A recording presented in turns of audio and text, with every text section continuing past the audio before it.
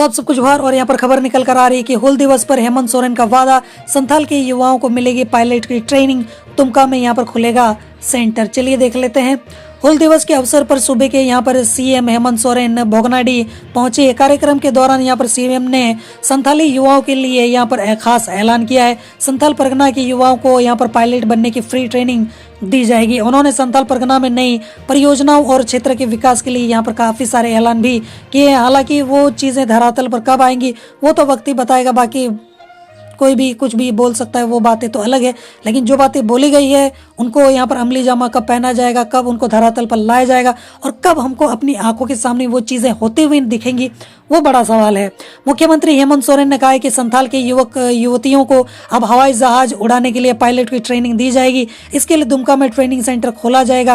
हालांकि इसके लिए क्या क्या नियम शर्त है, किस तरीके से क्या क्या एजुकेशन क्वालिफिकेशन होना चाहिए कि आप उस जगह पर ट्रेनिंग करने के लिए एलिजिबल हो सकते हो, उसको लेकर भी यहाँ पर कुछ बातें यहाँ पर उजागर नहीं की गई हैं। खैर, यहाँ पर सिर्फ बोला ही गया है। हर साल वहाँ पर 30 युवक युवतियों को ट्रेनिंग मिलेगी। राज्य सरकार अपने खर्च पर इस क्षेत्र के 15 युवक युवतियों को पायलट बनाने का प्रशिक्षण देगी। बाहर के शेष 15 युवक युवती अपने खर्च पर यहाँ पर ट्रेनिंग ले सकेंगे। मुख्यमंत्री शुक्रवार को हूल दिवस पर यहाँ पर भोगनाडी में कार्यक्रम को संबोधित कर रहे थे।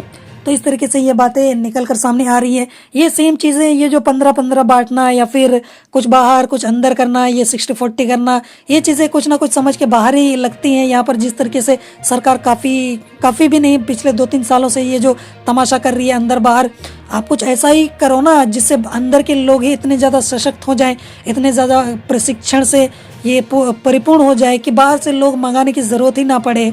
आपको यहाँ पर 15-15 या फिर यहाँ पर 20-40 या फिर 60-40 करने की क्या ज़रूरत है।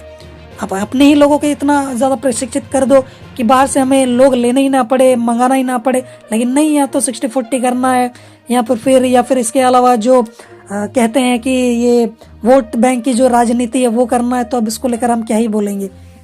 हाँ, अभी इनिशियल स्टेज है तो उसको लेकर हम कुछ नहीं बोल सकते हैं। लेकिन जब बात हो रही है फ्री ट्रेनिंग की, तो यहाँ बाहर के लोगों को यहाँ पर खींचने की या फिर उनको लेकर आने की बातें क्यों चल रही हैं, जब ट्रेनिंग फ्री है, जब खुद आप यहाँ पर बोल रहे हो कि इनको ट्रेनिंग दी जाएगी, सारी फैसिलिटीज़ दी जाएंगी, तो यहाँ पर बाहर का नाम जुड़ ही क्यों रहा है, जब आप अपने ही लोगों को यहाँ पर जो ट्रेनिंग वगैरह देने की, उनको प्रशिक्षण देने की बात कर रहे हो।